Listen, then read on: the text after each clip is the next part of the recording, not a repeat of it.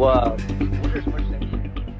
January 26, 2017, Miles decided to sit in front of the camera. This marked his first ever public interview, making him the first Chinese individual to openly defy the Chinese Communist Party on camera and speak out against it. At this time, Miles's concerns extended beyond his family and career. He had abandoned all he had accomplished in the first half of his life and ventured onto a path that was both more difficult and more meaningful.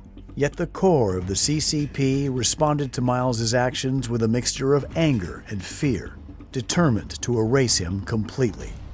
In addition to being interviewed by certain overseas Chinese media outlets, Miles launched the whistleblower movement on YouTube, utilizing live streams and short videos to share his story. Twitter also became his platform for sharing disclosure whistleblowing documents. However, the CCP's efforts to suppress Miles had already reached the United States. In April 2017, his Twitter account faced its first temporary suspension, even though Miles had already amassed a considerable number of followers. On April 17, 2017, the CCP issued a red notice against Miles in an attempt to discredit him globally. In comparison to the scarce coverage of Miles's revelations, this news was extensively broadcast by major media outlets in China.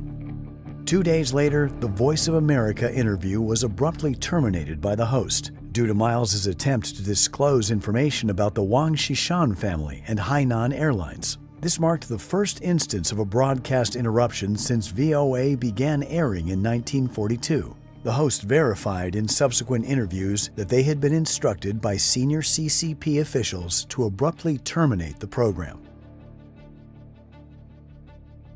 The former senior CCP official, Liu Yanpeng, repeatedly sought to arrange another meeting with Miles in an attempt to achieve reconciliation. He tried to persuade Miles to cease his public revelations by appealing to his and Miles's personal relationship and emphasizing national security concerns.